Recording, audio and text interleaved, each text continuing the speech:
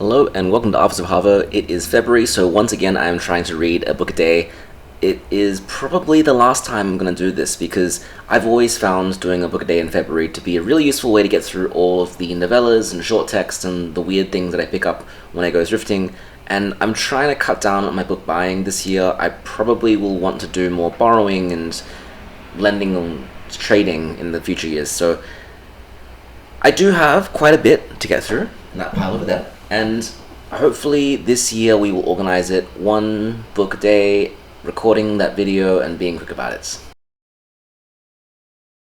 Book number 1, The Royal Game by Stefan Zweig, often known as Chess or Chess Story or Chess Novella. This is translated from German and it's an Austrian author who I was actually amazed at when this book was published because it refers to Nazi Germany and Germany under Hitler and the Gestapo as quite prominent plot devices, but this book was written in 1941, so very, very, very current. Ignoring all the historical things, I think this is still a really interesting and enjoyable book to read.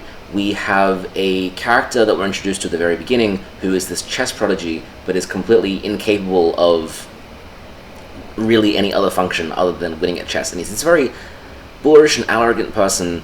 And our narrator is a journalist on a cruise ship who's trying to get some kind of interview or other content from this chess master. And so collectively everyone on the cruise ship manages to challenge this master to a game, and they just get destroyed every time. The master is charging them $250 for a chance at playing.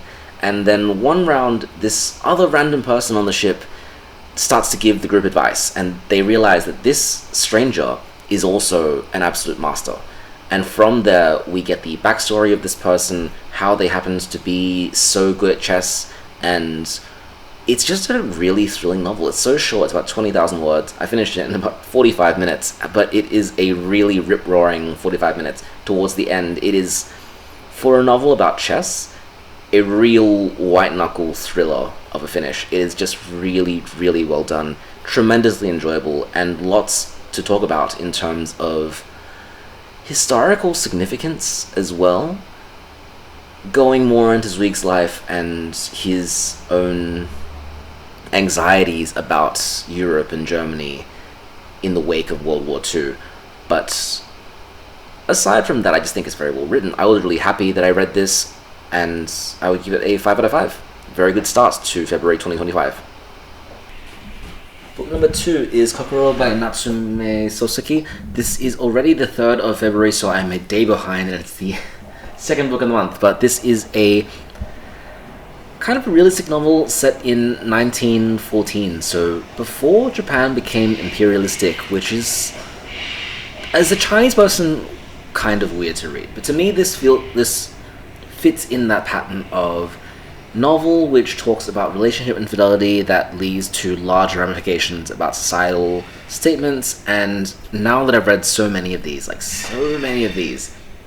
it's fine. Like, I like the Japanese setting, I like the narrator, I really like this translation. I think the phrasing is quite, it's plain, but it's very easy to read. It's so clear, the characters are well defined. We have a narrator who is a student in the 1910s, and he is talking to someone older than him that he calls sensei, but it's just an older gentleman. He's not really a teacher. It's just someone that has lived enough life and has made some mistakes and has some regrets and has some wisdom to provide this young narrator. So we have 3 sections. The first 2 sections are about our narrator talking to sensei and talking to his family, and his father is a bit ill, and I'm exaggerating, a bit ill, like terminally ill, and his sensei then reveals this secret about his own childhood and the choices that he made and the various decisions he made in terms of relationships that led to various tragedies, and it ends in this kind of contemplative, sad moment. So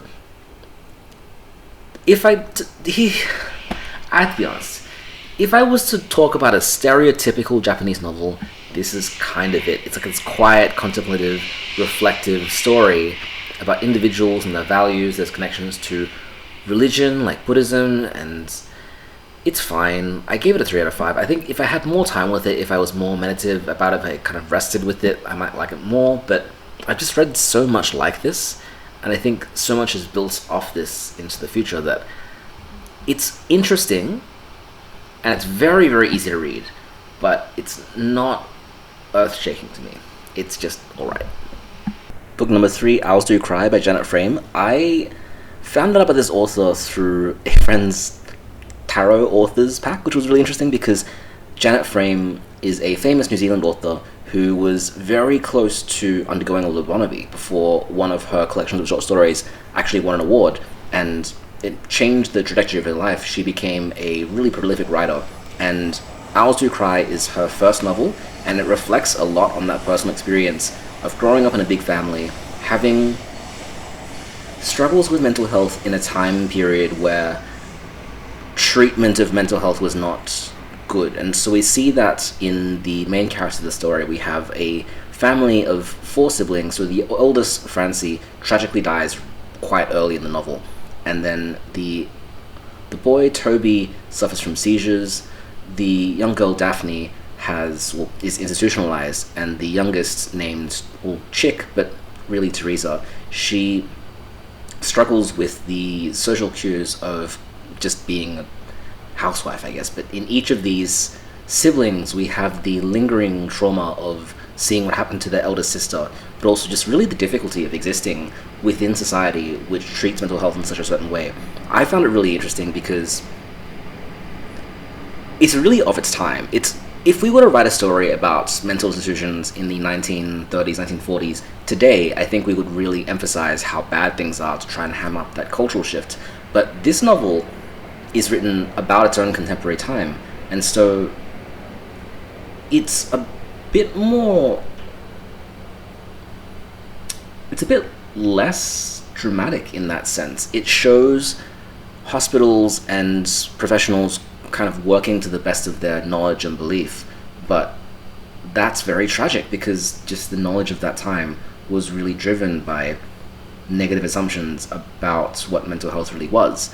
It's also written in this really lavish modernist style, so there's stream of consciousness, there's lapsing into dreams and reality. It leads to some really, really beautiful sentences and some very strange uses of symbols that makes it quite a hard read, and something that I feel like I could only do having read other modernist works that I kind of knew what was happening. The actual events of the story are not quite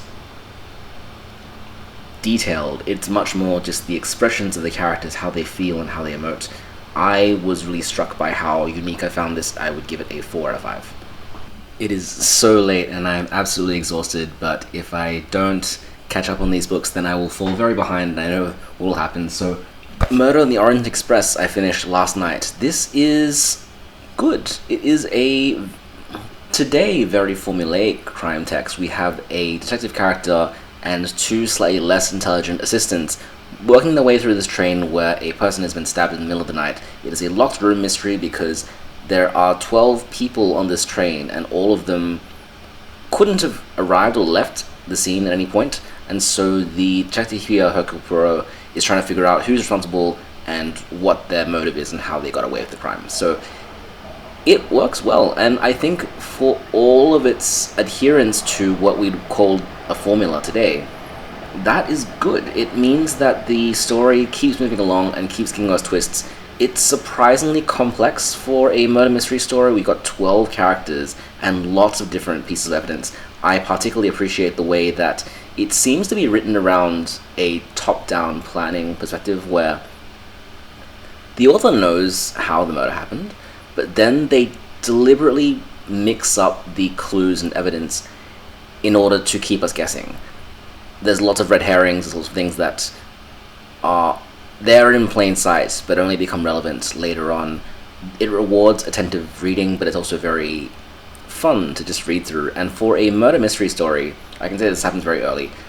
The victim is kind of a bad person, so you don't feel the stress or the tension of having a potential murderer somewhere on this train.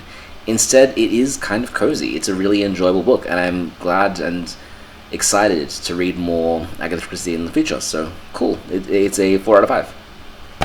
Next one, How to Pronounce Knife. I finished it this morning. This is a really crisp and clean collection of short stories, very well plotted and planned and very meaningful to the kind of cultural impetus of the time. So it is from a Lao author about migrants to America and Canada, and it is quite humanistic in that sense because it's about parents and children, mothers and fathers, siblings, lost love and young love and coming of age and all these little moments, and they're all really short stories as well. Most of the stories are about 2,000 to 3,000 words long. They don't really linger past their welcome.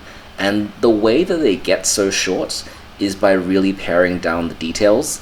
So rather than situating us in a scene, they just give us the amount of words that we need and we move on. It's very quick and very easy to read and digest. It really feels like a collection of stories that was written one by one on a lunch break from a day job or something like that, where we're going quickly and we're focusing on details that matter, and we're not given time to wallow or languish or anything like that. The emotion comes more from the situation than it does come from the incidental language, although there are some very beautiful sentences in here as well. The author very clearly understands a lot of the more complex issues in relation to migration and language and relationship and politics, and I learned a lot from reading this as well. It's just a really enjoyable book. I would give it a 5 out of 5. I would recommend reading a few of these stories individually and seeing how they work, but not writing off the whole collection. I think just experiencing all these stories all the way through is a fantastic journey. I really, really liked it.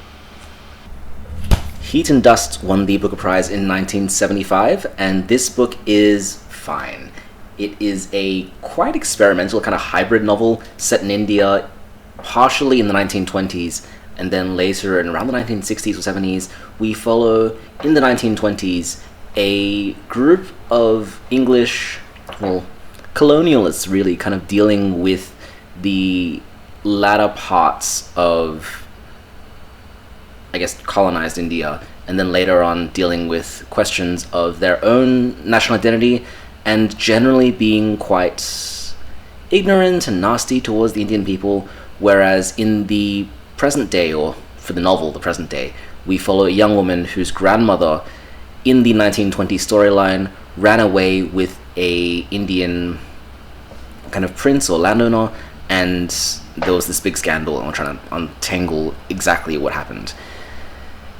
It's kind of a controversial Booker Prize pick because this was the year where only 2 books were eligible. I'm not entirely sure why, and I could go deeply into it, but not for this video.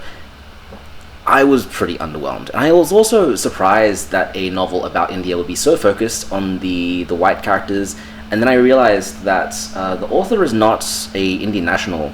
She is someone who is of Polish descent and then married an Indian man and then traveled to India. So it is really couched in the local environment, and it does feel like it's written from expertise, but it is also, I don't know, I don't want to read too much into it, but I also have a lot of novels from India that I want to read still, and the ones that I've read so far from Indian authors I've respected a lot more than this. I would give this a 3 out of 5. Rocannon's World by Ursula Le Guin is the first of the Hainish series of novels, so this is a sort of like a space opera series of novels that are loosely connected and are variously about anthropology on alien planets. And we have some common themes like faster than light communication, but no faster than light travel for living creatures. And the first novel is collected in this 3-novel omnibus, and this is the only one I'm reviewing today. But Rocannon's World is so good.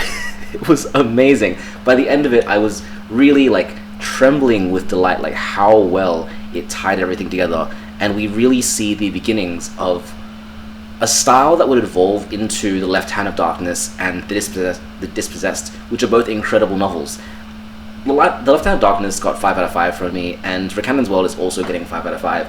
It's just perfect. It's just the perfect mix of really insightful character creation and world creation that doesn't overstay its welcome. It's a really short book at about 110 pages, and yet it manages to have various alien cultures and life forms and languages in a very believable way. And there's just so many nice details that make this so believable and so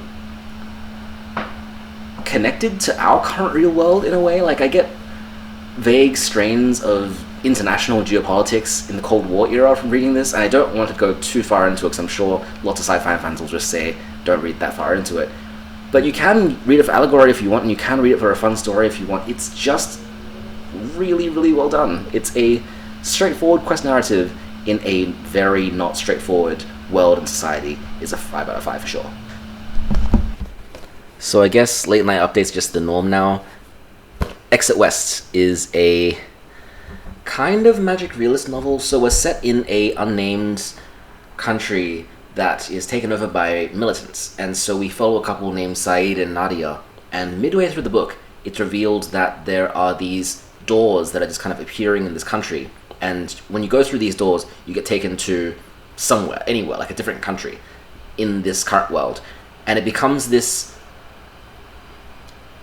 really symbolized meditation on the nature of the refugee crisis and the way that sudden mobility from countries in the global south to the global north then result in various ramifications for both those who leave and the countries they arrive at. It uses this magic realist lens to heighten the drama and make it a bit more extreme and make it a bit more immediately graspable what's going on. And I think also to prevent audiences from brushing it off as just a refugee story, I think it uses this thriller and fantastical structure in order to drive a very powerful political point. And I think I respect its political points a bit more than its stylistic lens, because I think the actual storytelling is fine, but it's very in service of what the novel's trying to say. But what the novel's trying to say is certainly very interesting and worthwhile. I give it a 4 out of 5. And Surfacing by Margaret Atwood is in some ways a stylistic antithesis to what I just talked about. This is a somewhat naturalistic novel. I'd only ever read Margaret Atwood's science fiction, so I'd read The Handmaid's Tale and I read Hagseed, and so it's surprising to see one of her earlier works, which is just realistic fiction. We follow 4 characters who are going to an island of the narrator's father, who has kind of disappeared. The narrator and a man named Joe are in a kind of situationship where they can't, well, Joe likes the narrator, but the narrator can't display love for Joe. Meanwhile, they're accompanied by this other couple, Anna and David, who initially seem to be quite pristine and stable, but as this stay in this kind of this wilderness house in the middle of the lake, the longer this isolation goes for, the more we realize there's sinister elements to their relationship. And so I really appreciate this book for how beautiful the prose is. The way that it's told, despite it being quite a starkly traumatizing book, like we get a lot of really uncomfortable sexual situations in this book. Lots of reflections on childhood, neglect, and loss of family members, and just really dark things. But the descriptions of just wandering around the island and the relationship between the narrator and nature are not pleasant, but calming in a really pleasurable way. And I just felt really comfortable reading this, even as the things that were happening were really quite harrowing. I liked the way that it was written, so I was a bit conflicted. I give it a 4 out of 5 as well, but for a very different reason than Exit West. I think that the point it's trying to make about gender relations and also Canadian nationalism is interesting, but almost kind of muddled by just how beautiful everything is, and that's not really a bad thing sometimes. Just 2 more before I go to work today. The Prisoner of Zenda is an adventure novel from 1890 something. It is a very old school text. It is the kind of prototypical adventure story of a person that goes to a far off imaginary European country and then just gallivants there and has adventures. This one's especially funny because the king is drugged or drunk or something. It's never really revealed, but the king is like out. And so the protagonist just happens to very conveniently look exactly like the king and ends up in this caper where the king's going to be usurped, but he's going to protect the king, and it's just it's a rip-roaring ride, but it's also deeply silly. It's not very good. It bears a lot of the tropes of the 1800s in quite a bad way, and it is something that started its own genre, so Ruritanian romance, named after the kingdom in this novel, blossomed after this, but not a lot of that genre survives as well, because it's very of its time, and it's not very good. It's 2 out of 5. Next one, Tuesdays with Morrie. So this is a non-fiction memoir sort of story where the author Mitch Albom, who also wrote Five People You Meet in Heaven, meets with his old professor who is suffering from ALS, and it's the last few days of his professor's life, and they go through this interview series about what really matters in life and what's important, and how the professor is facing death with this almost kind of optimistic, or at least like satisfied outlook, because he's lived a life that he's really proud of, and he's thinking about all the lessons that he can give to people so that they can live their lives in the same way, where if you've got days and weeks and months and years left to go, make the most of them and enjoy them and find connections and live them out in a way that is going to make you happy and satisfied and glad of the time you had, rather than always wishing for more. So it's well written. I said this last time in my last 28 books for 28 days when I read the other Mitch Albom work that's really famous. I like this writer, even as the entire time I'm reading it, I think quite cynically, it's kind of like American dream propaganda. Like, it's very much idealized, here is how you live your life in this American country, making American friends, and no problems will arise if you just do that. Whereas I think a lot of the things this text is bringing up, we have two very fortunate characters. We have Morrie, who, yes, he goes through some difficult family circumstances as a child, but he really makes it. He becomes a professor in a field that's respected. He touches the lives of all the students that he comes across. And we have Mitch Albom, who also didn't really know what he was doing with his life, and then became a famous sports writer and now a famous published author.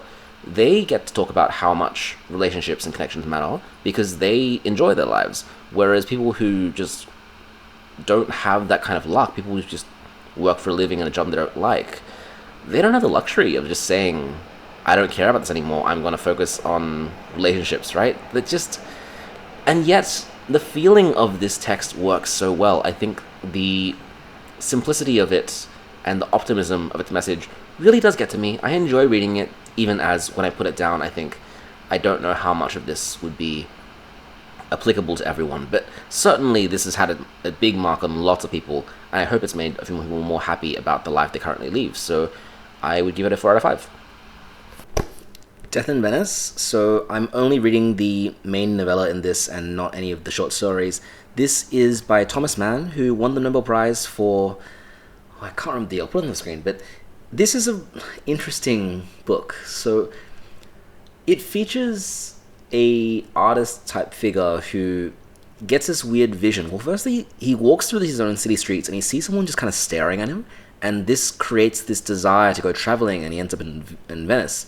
In Venice, he has some weird kind of awkward social situations. There's always kind of looming dread to the story about how getting into a gondola feels like getting into a coffin, and how this city is some kind of like cursed or haunted in some way. And then he sees this child, and here's what things get really strange, because he is almost kind of divinely inspired by this child. He wants to follow this child everywhere. He sees this kind of spiritual beauty in this child.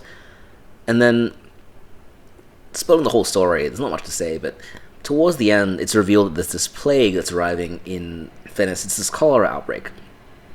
And the smart thing for him to do would be to leave. But instead, because he's so enamored by this child and he starts having these fantasies about this child, he stays and dies. Death in Venice.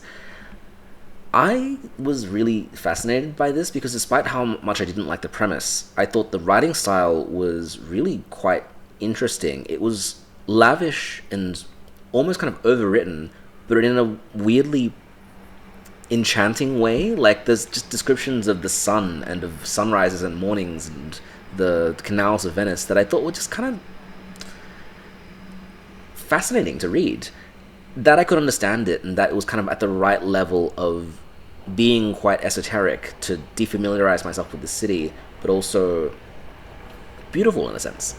I thought it was okay. I had this interpretation that this was really about the role of the artist in society, and whether they are to chase an aesthetics thing, or whether they are to respond to looming dreads and hostilities of this kind of 1910s, 1920s context.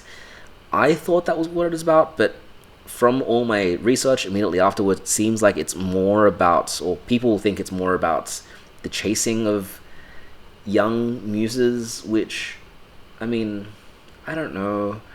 I'd give it a 3 out of 5. I think it just has such an interesting experience with it. It is one of those 3 out of 5s that kind of oscillate between maybe it's a 5 out of 5, maybe it's a 1 out of 5. I don't really know. And I need to read more Thomas Mann before I can actually understand what I'm doing here.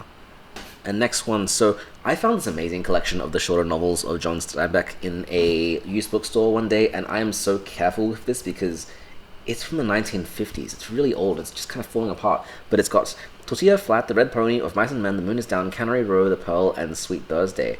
And I read The Red Pony, which is one of Steinbeck's earlier novels, and it really shows that it's one of his earlier texts. It was originally written as a set of 4 kind of short stories that were published in magazines, and it feels very much like stories that he wrote to make money, because whilst they sort of do follow the same characters, there's no real overarching plot. Instead, there's these 4 moments in the coming of age of a young boy named Jody. He is living on this farmstead with Billy Bob, who is kind of an expert with horses, and the first vignette story is about the time that the family buys a pony, and he wants to raise it, he wants to love it, but things don't kind of work out. And each of these 4 stories has variations on a theme of a young boy learning that he can't really trust adults, or that adults aren't entirely infallible, and instead he needs to learn to be okay with the fact that there's suffering in the world, that there's moments that won't really play out. And I say this as if this is some kind of overarching theme, but it's not that. It doesn't really feel like a literary text that's sequenced together for a particular purpose. It feels kind of more like a slice of life novel about the American farm life in the Salinas Valley of California.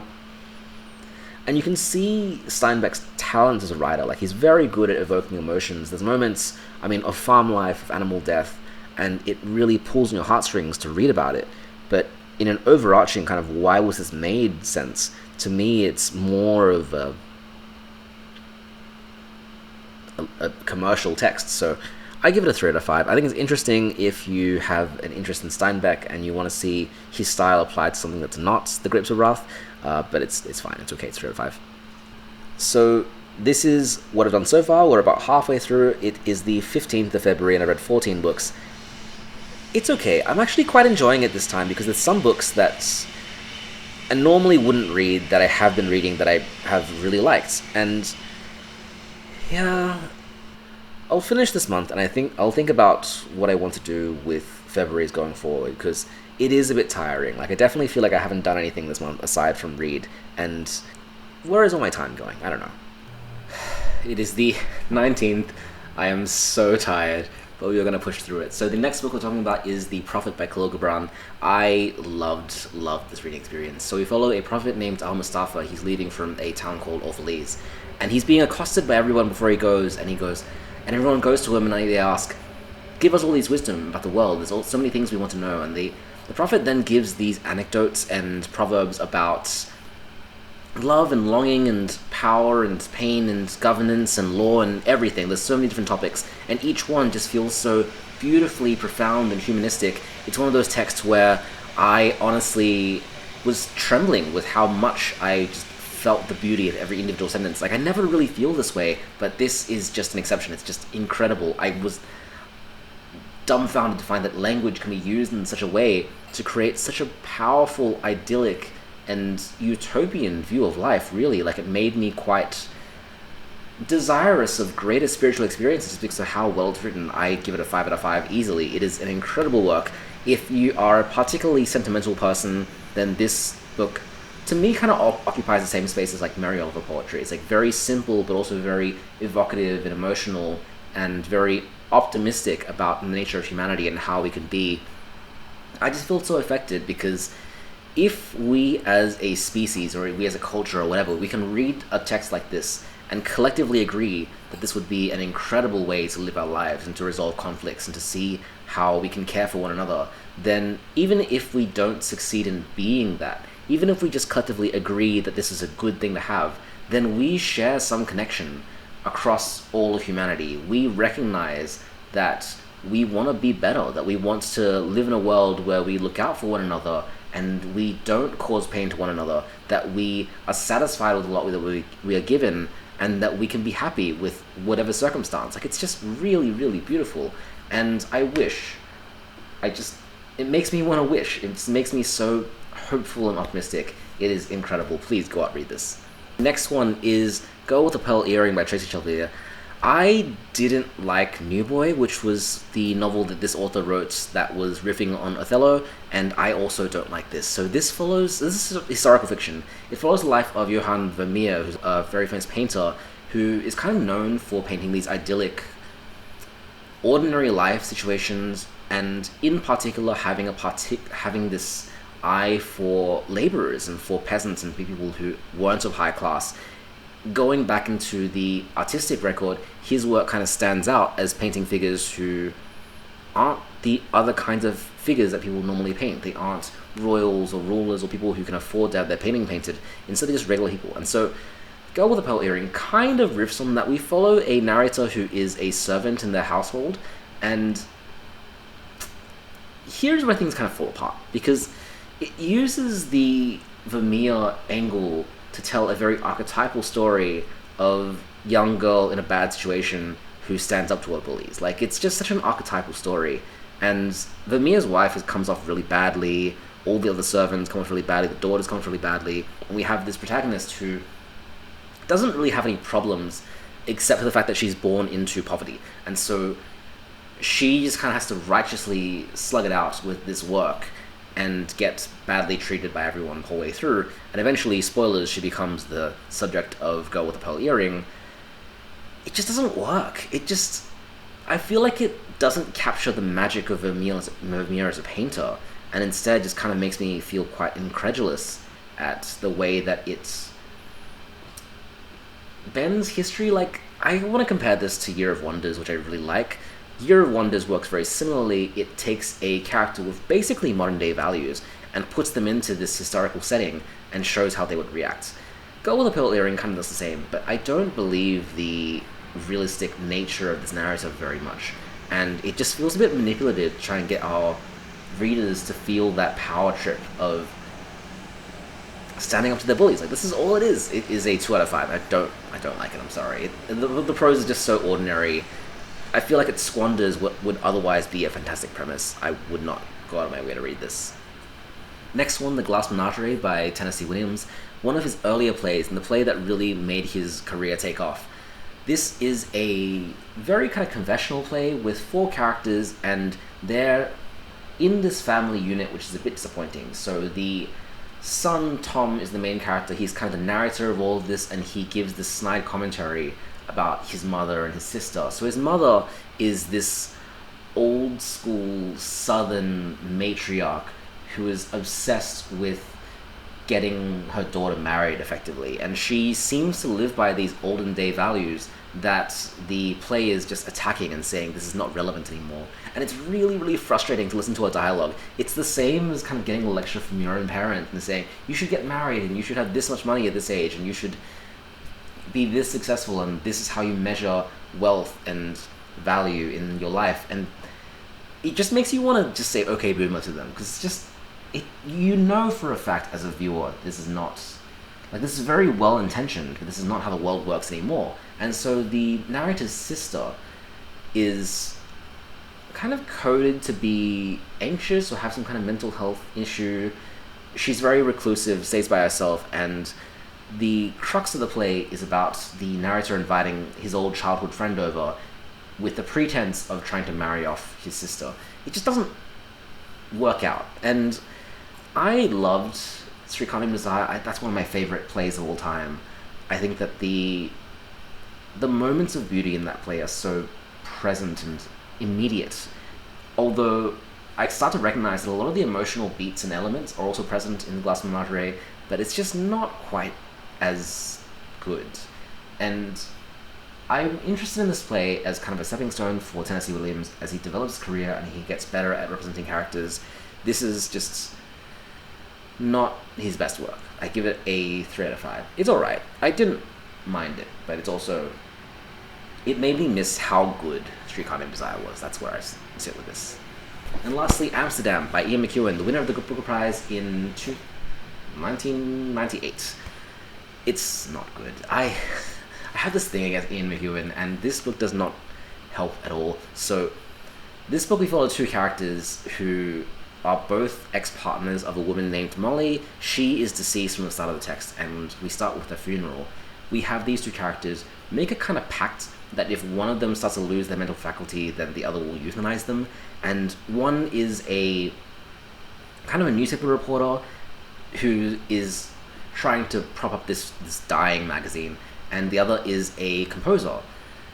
Ian McEwan, as an author, this is just my judgment from reading this text. He doesn't seem to know a lot about what either composers or journalists do, because we don't get a lot of detail into that. Well, we do get a lot of detail into the job, but it just doesn't feel like realistic to what these jobs are like. So we have a reporter who finds out the story where another ex-partner of Molly, he is named Julian Garman, and he is a far-right, xenophobic politician who is tipped to be the next Prime Minister of the UK.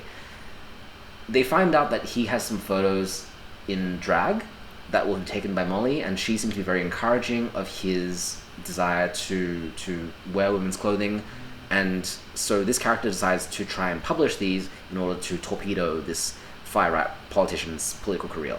Meanwhile, we have Clive, who's the composer. He's trying to make a patriotic song for the UK, and he's having trouble composing this. Meanwhile, he goes on this walk into Lake District, and he sees almost a sexual assault, like this domestic disturbance happening, and he chooses to do nothing, and instead writes his composition. So each of these characters kind of indict the other on their lack of moral rigor here. But neither of them are particularly good people. And it ends with this just absolutely bizarre ending. And the character that comes off best is actually the xenophobic far-right politician, which it just doesn't work. I just wish they unpacked something. Like, we don't really actually know why this politician has these far-right views. He just kind of does. And these two characters, the composer and the journalists, their work lives just don't feel quite true to what it must actually be like. Like, I feel like Ian McEwan is an author who just mostly writes about men's issues in relation to weird sex things, like sexual deviancy, inability to have sex or have sex in a fulfilling way. This is my third book of his that I've read, and I'll probably have to read more because so many of his books are just on that silly 1,000 books to read before you die list. But this is the one that won all the awards, and this is the one that I still don't get. I just wish it was something else. I would give it a 2 out of 5. I don't get it. I don't get it. Like, what is this trying to say? What is it trying to mean about these characters? Does it like anybody? Because no one in this novel seems to find any joy or any happiness or any meaning or fulfillment at all. Like, is that the point? Is that why people like this author? Is to realize that our existence is meaningless and nothing we ever do matters, and we're all awful people and we'll just betray one another and reveal our sexual fantasies? Like, is this what the world is according to these novels? It's just... So once again, we're at the pointy end of these February challenges where I'm rushing to get everything done, and I'm not quite as much having fun as I am feeling my days get warped by how much time I'm spending reading. But I am getting so much done, and I'm so close to the finish, so I'm going to try and do it. I'm 2 books behind. It is currently the 25th of February, and I've read 23 books, but we can probably do it. Flaubert's Parrot by Julian Barnes is a pretty strange book. So I was reading it while I was having dinner with some friends, and I actually couldn't really describe what it is, and even by halfway through, I'm not really sure what the premise is, so don't read the blurb because it will spoil you, but it is a sort of fictive-critical, very postmodern look at the work of Gustave Flaubert, who I only know for Madame Bovary. That's the only novel of his that I've read, and I think I like it for just how experimental it is. It is a novel that you kind of need to figure out really what it is as you're reading it. It changes style all the time. It's got moments of funny and moments of sad and serious and just very intellectual, but also kind of making fun of intellectualism. It's just pretty rewarding, and I don't know that much about Flaubert, but I do feel like knowing a bit about the history of literature at this time, like the mid-late 1800s in France, did really help. So knowing who some of the names were, knowing who George Sand was, it did definitely help my understanding. I wouldn't jump into this book if you don't have at least a passing knowledge of who Flaubert is. but I didn't hate it. And I read The Sense of an Ending by Julian Barnes last time for one of these challenges. I read that very quickly. I wasn't super impressed by that. I am pretty impressed by this. I feel like that the author knows a lot about Flaubert and his life and found a way to make that information quite engaging. And it was just quite fun to see what each next chapter would do to this premise. So I give it a 4 out of 5. Next one, I finished A Comedy of Errors, The Comedy of Errors, by William Shakespeare. There's only one Comedy of Errors. This was not as fun as I was hoping. I think describing the premise of this play is really fun. We follow two pairs of identical twins who aren't aware the other exists. So we have the Antigonagonuses, one of Ephesus and one of Syracuse, and each of them has a servant named Dromio, again of Ephesus and Syracuse. And politically, at the start of the play, I think we're set in Ephesus and people from Syracuse are banned from entering the city under pain of death, or vice versa, wherever the play is set. And so we have one pair of characters that's visiting and one pair of characters who is from there, and we get all these kinds of antics where one person's partner thinks that they're cheating on them because they saw the other twin, and another twin loses a bunch of money because they thought they were the other twin. Like, it just is miscommunication for the sake of miscommunication for the sake of comedy. And as much fun as it is with Shakespeare, what I realized is that I think when we have this kind of miscommunication plotline, it holds up because it's quite subversive in the underlying scheme of things. So looking at plays like Twelfth Night and Much Ado About Nothing and Midsummer Night's Dream, which to me are quite similar, they also have various kind of socio-political implications that make it quite pleasurable to read today, because they're quite compassionate towards people of lower classes. They give quite deep psychological complexity to all of their characters, and The Comedy of Errors, being one of Shakespeare's earlier comedies and being just quite this zany type of play, doesn't have that. And I felt that without that subversive element, it ends up becoming somewhat of an uncomfortable watch sometimes. And also, it's just very confusing. The characters of this big web, I wish they were named different things, but they weren't. And so it just felt a bit tedious to read. I think maybe on stage where the slapstick comedy is actually played out, it might be better. But just reading it for myself, like, I don't like masters being their servants for mild mistakes, right? Like, that just, to me, seems not like something I would want to laugh at. So I would give that a 2 out of 5. It is not high on my list of Shakespearean comedies. I think that there are so many other plays that he has that do this funny miscommunication thing better than this one. The Virgin Suicides by Jeffrey Eugenides is the next one of this month. I don't know about this one, so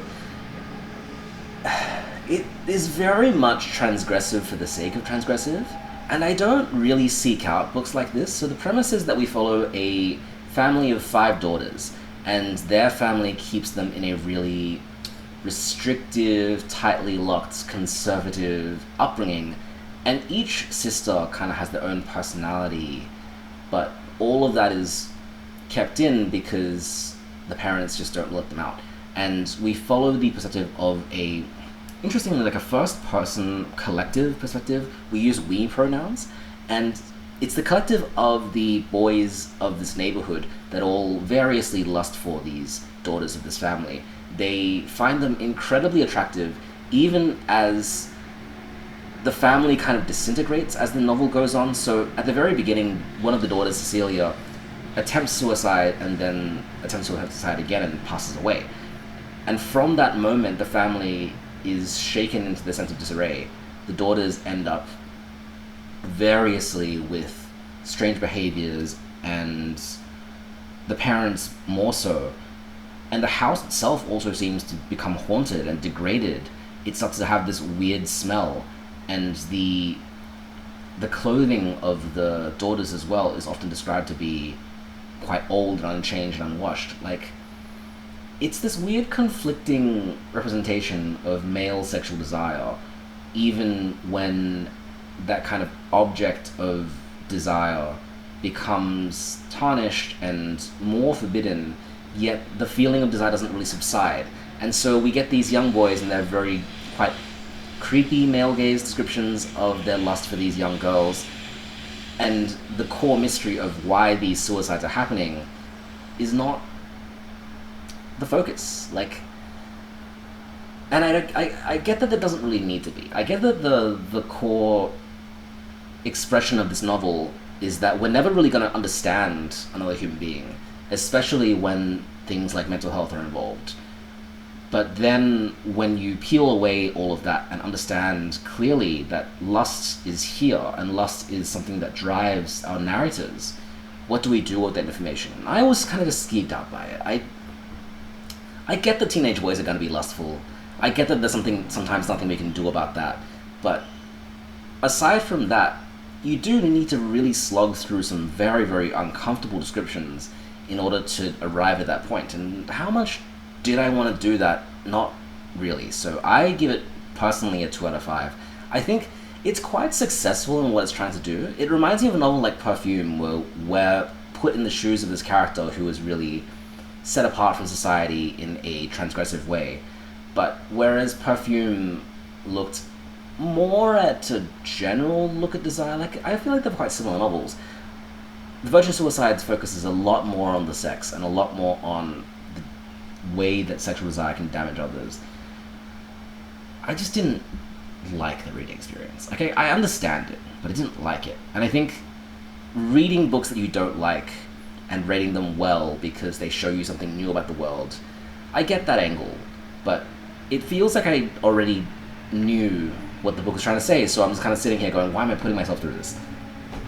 The Nickel Boys by Colson Whitehead. Now this one absolutely slowed my progress to a halt. I was doing fine, book a day, until I hit this, and this book took me 4 days to finish. It's a really harrowing account of reform schools in America and the way that they operated in terms of segregation. We follow this protagonist who, his name's Elwood. He's this really intelligent fellow, but he's held back by discrimination to a great degree. And you can see in him this desire to succeed in this world, and yet the world tries so hard to prevent him from doing that, and that's what leads him to be led to the Nickel Academy. It's historical fiction. Colson Whitehead is an author who's doing really well for himself, and I quite enjoyed his more recent novels, Harlem Shuffle and Crook Manifesto. I think they balance that aspect of history and darkness and narrative compulsion and fun sometimes really well, whereas The Nickel Boys to me is much darker. We have quite stark depictions of child abuse, and we have reflections on how truth gets mangled up when this happens, because people don't want to believe that anything like this could ever happen or could ever really be true, and so there's that interesting aspect to it. The novel also does quite interesting things with chronology and structure that I don't want to get too much into, because there's just really smart things that it does, but it also is just a very harrowing reading experience. It's very true to the history of the time, and to the extent that I feel like it's necessary, I think it's quite true and quite good. And I almost want to compare it to Invisible Man, but Invisible Man I think had many, many more dimensions to it, and The Nickel Boys is kind of just like one really clear, focused punch. It is a 4 out of 5. It is well recommended, but it is also a tough read. Life, the Universe, and Everything is the third book in the Hitchhiker's Guide to the Galaxy series. I really enjoyed this. It was quite funny. So it's just kind of like a generic space caper, but the invading aliens are cricket themes for whatever reason, and they just want to destroy the world because that's all they want to do. That's in their nature. And we have a bunch of protagonists that have no business belonging to one another, trying to take this down, but having no good way of doing it. And as that's happening, we have all this snarky commentary from the Hitchhiker's Guide to the Galaxy. It's fun. It doesn't purport to be anything more than what it is, and what it is a lot of fun. So I really enjoyed it. I think the core narrative structure is just a little bit better than the previous novel, which was The Restaurant at the End of the Universe. I think it's more clear what the characters want, and we do have a goal that we're working towards, and even when we're on a detour from that goal, it doesn't take too long, but those detours are also pretty fun. So I quite liked it. I give it a 4 out of 5. I think this is one of the easier books that I've read this month. It's just, the dialogue is very breezy, the scientific concepts themselves as well, it just doesn't take itself too seriously. It's very easy to read. It got me out of the slump, really. Like, it's uplifting, and it's just fun. It's a 4 out of 5. Hitler's Daughter by Jackie French is a very strange children's novel. So I only know of this text because it was prescribed for Year 7s at a school I was teaching once. I didn't teach this text, but I think I was aware of the book because for some reason I have a copy of it, and it looks brand new, so I must have bought it thinking I was going to teach it at some point. It's fine. We follow a group of young children who are waiting for a school bus, and they decide to make up some stories, and one story that one girl makes up is about Hitler's secret daughter who has this birthmark and is shunned by Adolf Hitler. And it's this big riff on, if your parents are bad, does that make you a bad person? Does it make you worth trusting or make you a less worthwhile human being? Do you inherit traits from your parents? And it's also a very kind of surface level introduction to World War II era history for Germany. And I mean very, very surface level. Like, it is just trying to explain to you who Hitler is and who the Jews are. And I feel like it kind of convolutes a little bit the history in order to make that happen. Like, I just feel like someone growing up in Nazi Germany, regardless of how naive and innocent they are, they would never not know who the Jews are. They would never not know who Adolf Hitler is or what his policies mean. I just feel like it's a story, and as an Australian author, it's a story written for people who have no introduction to that time, and it makes the characters ignorant in order to achieve that. And I mean, it riffs on storytelling. It has this whole step back of, it's a story within a story being told by a young girl, so none of it really has to be accurate in any sense. And then I just think about, in terms of responsibility and social justice, is it worthwhile to tell a story like this? And my answer is probably yes, but with guidance. Like, and I realistically don't think that this is going to be anybody's only introduction to World War II era history. And I think it's a little bit more responsible than something like The Boy in the Striped Pajamas, because it really isn't trying to be this overarching narrative. It's trying to be this kind of what-if narrative. I think it's okay. I give it a 3 out of 5. I think it does some surprisingly complex things with unreliable narrators and stories within a story for the age group that it's trying to aim for.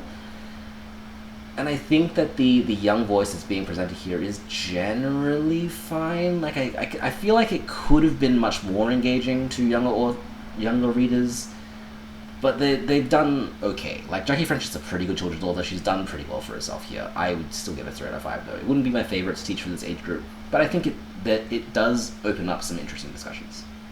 Okay, it is the 27th, and we've pretty much caught up. We have just one book remaining to be finished tomorrow, so it's another late night update, and hopefully the last one of this month. Hiroshima by John Hersey, I read 2-3 days ago, and I'm still kind of reeling from it. It is a tremendously emotional account of various individuals who survived the atomic bombings of Hiroshima, and it's kind of a mix of storytelling and journalism, and I am often quite cynical when it comes to this kind of, like, storytelling journalism. Like, I always wonder what kinds of things are done to make more of a story, and I think as I was reading, even though it was so emotional, I didn't have this conception that these people that he was writing about were real, and so it was mind-blowing to go to the Wikipedia page and actually see just photographs of each of the individuals that were written about, like real human beings, and then to have their stories told in such a visceral way. And it really staggers me, because I think writing about something like the atomic bombs, and also so recently after that historical event, it would be so hard to actually communicate the scale of that tragedy to an audience, and I think this book succeeds incredibly. It is a very harrowing read, but it never quite crosses that despair horizon where we instead start viewing it as more of a factual, emotionless thing. The emotions run all the way through, and it's just such a quite incredible reading experience. I give it a 5 out of 5, and I'm just amazed at how I would like to think that this book actually changed the way that we view nuclear weapons, and is quite important in that reshaping of cultural consciousness to actually view these as some of the most awful things that the human race has ever done. I think the amount of emotion within these words are genuinely enough to do that, and that's why I think I respect this book so much. There's so much more to be said about it. Unfortunately, it's a quick read, but I'm still feeling it. It really, really got me. God Dies by the Nile by Nawal Asadawi is a book set in Egypt, and it is quite a blisteringly bleak book about how religious hegemony can really, really beat down on the less fortunate. And so we follow this family. Well, we follow a woman named Zakea, and she, throughout the texts, loses many of her family members in quite tragic ways, and they're all variously due to exploitations of the men in power in this village in Egypt. It reads as very much a microcosm of the kind of political attitudes of the time, and it's really quite brutal as well. I was surprised at just how stark and bleak some of these representations are, and it's told with this all-seeing, omniscient eye that just kind of represents for us the worst parts of humanity. Like, it's a really difficult book to read for that reason, and it raises this question of how do we fix this? Like, it's not a problem that is unique to Egypt or this town or Islamic countries or anything like that. It's something that is kind of deep-seated within the human consciousness that this novel seems to point at, is that when there are power imbalances and when there are ways to use faith and use government in order to oppress others, like, it's going to happen. What do we do with the information? How do we feel about it? And is the ending of the book, which is in some ways a reversal of fates, is that enough? Is that satisfying for us? Or does something need to happen, and what can even happen? I think just the representations of exploitation here are really clear, and it is very, very difficult to read. But I do feel quite strongly for each of these characters. There's really powerful dream sequences, there's really interesting reflections on religion as well. I think it's such a fine line to thread, because this novel is at no point critical of Islam, and it's quite celebratory of devotion and worship, and yet it really doesn't shy away from representing awful things done by people who claim to be religious leaders or to be motivated by their faith. And that's just difficult. I think it's just complicated and intricate and interesting, and it makes me just want to keep reading more and more fiction from this region, because I know now that Egypt has this really, really, really rich literary history, and unfortunately we just don't get much of that here in Australia because it's not translated and it's not published, and I have lots of authors that I want to now take a look at, having read this one and having become more aware of this style. It's good. It's a 4 out of 5. It's a challenging read, and it's pretty hard to find. I got this just randomly from a used bookstore a decade ago or more, but it is quite an unassuming book, despite the fantastic cover. I wonder how easy it would be to get a copy of this nowadays. Anyways. As They Lay Dying, unfortunately a lot of death in these last few books. As They Lay Dying by William Faulkner is a modernist work that is deep and complex and really not something that I should have spent only a day reading. But it's also on the NASA syllabus, and I wanted to get it over and done with. It's fine, and as much as I loved the Sound of Fury, and I adored that book has 4 main perspectives. As They Lay Dying is a third of the length of The Sound of Fury, and As They Lay Dying has 15 different narrators. And we follow the story of Addie, who's recently passed away, and the family journey to bring her corpse to Jefferson, because that was one of her last wishes. She wanted to be buried in Jefferson. And so the family get the coffin onto this cart, and they try to get it all the way to Jefferson County, and we see the kinds of flaws of each of these characters in the family play out based on the way they try to get over there. And we see really tragic things happen to each of them. We see how difficult it is to have this entangled web of relationships, and all the characters are a bit too stubborn to actually be vulnerable with each other or actually talk about what matters to them. And it's this theme that I'm starting to recognize a lot across Faulkner's writing as a Southern Gothic writer, is that he writes a lot about hauntings, but he writes a lot about specifically the weight of social and cultural capital in the American South, about how family and tradition and ritual and habits tend to weigh people down to the point where they're actually unable to move forward and make negative decisions in their life because of just how weighed down they are by all this history. It is a sad book, it is something that I probably would have enjoyed more if I had time to actually pick it apart, because certainly there are some chapters that make me think, why was it told like that? Like, why do we have a chapter from this one side character that we never see again? Why do we get these changings of voices? Why is it so hard to follow? Like, if you don't have an edition with a family tree, you actually need to piece together how everyone's connected to one another, and it's impossibly difficult to do that. Why is that the case? And if I was analysing, if I was writing an essay on it, I would actually be very interested in the answers to those questions. But reading it quickly, I was just kind of frustrated, give it a 3 out of 5, but I would love to revisit it one day. I definitely felt like some passages were very emotional, and knowing the themes of Faulkner definitely did help as well. It's not something I would recommend reading in one day. Take your time with it, and I recommend it, but I'm definitely missing on some dimensions as I've read it. The Glass Canoe by David Ireland. What a strange book. Won the Miles Franklin Award in, I think, 1971, 1976, something like that. It's about a pub in Sydney called the Southern Cross Hotel, and the various patrons there, told in first-person vignettes from this character, whose name is Meat, like M-E-A-T. And you get a sense of what kind of people these are. Narrator is a worker at a golf course. He tees up and collects balls and stuff like that. And he spends his spare time drinking at this pub, which is filled with these regulars but also strangers. It keeps constantly introducing new characters all the time, so you don't really know if there's going to be a plot arc that's ever going to happen.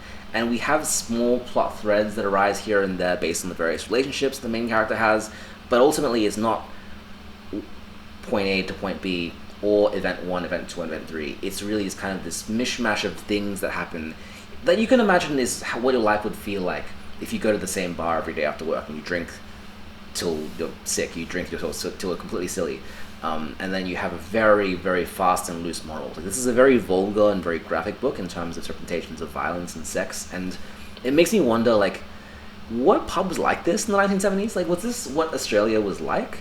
Or is this an embellished, dramatized, and more violent look at the dark side of things? Like, it definitely seems quite critical of this lifestyle, but at the same time, how much of it is just photographic representation of what these places are like? Because I don't go to these places, and I don't think they really exist in the same way today that they did decades ago.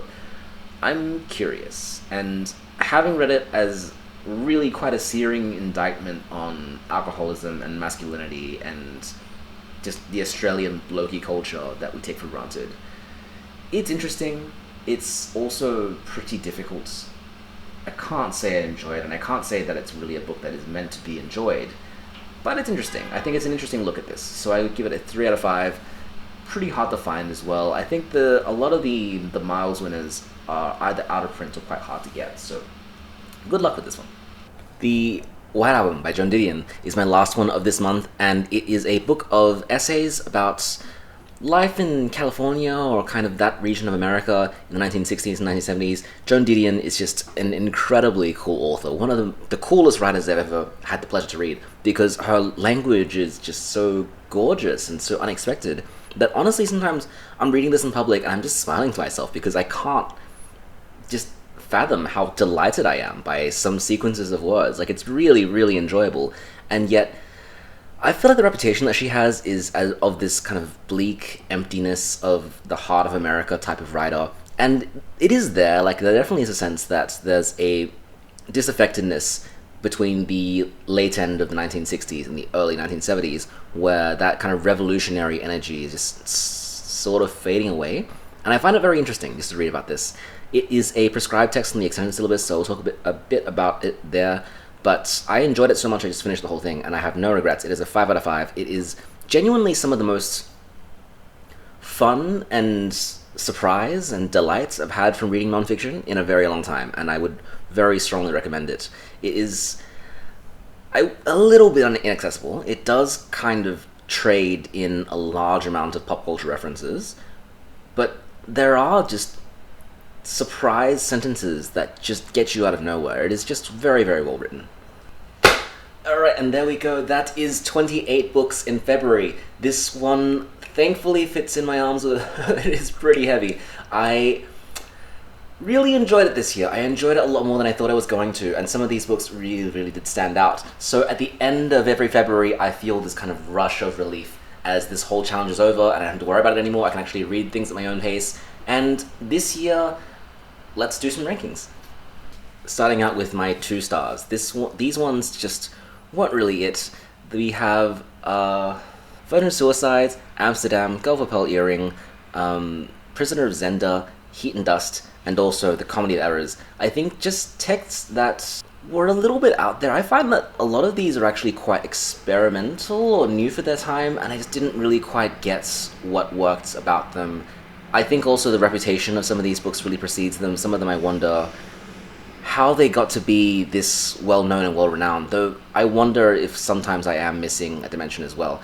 For all the Ian McEwan fans out there, is this the best one? Is this the one that's supposed to be representative of his work, or is that Atonement? Or like, how am I supposed to enjoy this? I don't understand.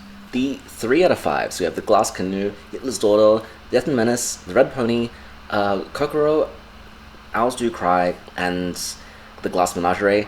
These ones were fine. I think that they're all kind of, except for Hitler's Daughter, challenging in their own way. Like, they're quite difficult to read, and so maybe reading them quickly for me didn't really hit. I do think that each one has its own strong merits, though. I really love the prose style of Owls Do Cry. I really did like the character development of The Glass Menagerie, and I definitely do kind of see the value of this. I think maybe they do suffer from me reading them too fast as well. By far the most represented are the 4 out of 5s, and these are ones that I tremendously enjoyed. I would recommend them to anybody, really. The Royal Game, Murder on the Orient Express, that's Exit West, Surfacing, Tuesdays at Morrie's, Life, the Universe and Everything, The Nickel Boys, Flaubert's Parrot, would I recommend that to everybody? God Dies on the Nile, and As I Lay Dying. All of these books show tremendous amounts of merit and managed to pack a lot of weight within a small word count. I don't really regret the fact that I read them as quickly as I did, although some of them did take me more than one day. They are really valuable, and I really will remember these. I'm glad that I got through them, and part of the reason why I'm doing a book a day in February too is that I don't let these small kinds of books go missing in my collection. So strongly recommend each and every one of these. Please do go out and find them if you can. And my 5 out of 5s, I very rarely give out 5 out of 5s. These are ones that tremendously changed me in some way. Like, I feel different after reading them. I feel stronger or wiser or more involved in the world and the people around me. So that's Rocannon's World by Ursula Le Guin, and How to Pronounce Knife, and The White Album. In addition to that, I have The Prophet by Khalil Gibran and Hiroshima by John Hershey. These are, to me, books that created really strong emotional responses, each and every one of them. I felt really strongly at certain moments. I smiled or laughed or cried for some of these. Like, they're really, really remarkable books. And they're so much more memorable than everything else I experienced this month. Very, very glad to have read them as well. I am not picking up the set again, but thank you for joining. This has been another really fascinating month of just speed reading all these things. Next month is going to be back to usual content, and I am glad to read at a normal pace once again. I said at the beginning of this video, I don't know if I will do this challenge again next year, but having finished it, I might. Honestly, I might. I mean, I've got a few still left there that I haven't got around to that are of that short length, and if I pick up these short books over my bookstore crawls and stuff like that, then I might end up with that again. I thought it was not as difficult as I was planning it out to be, but I also think that I didn't really do anything else this month that wasn't read. So, yeah. Thank you for joining.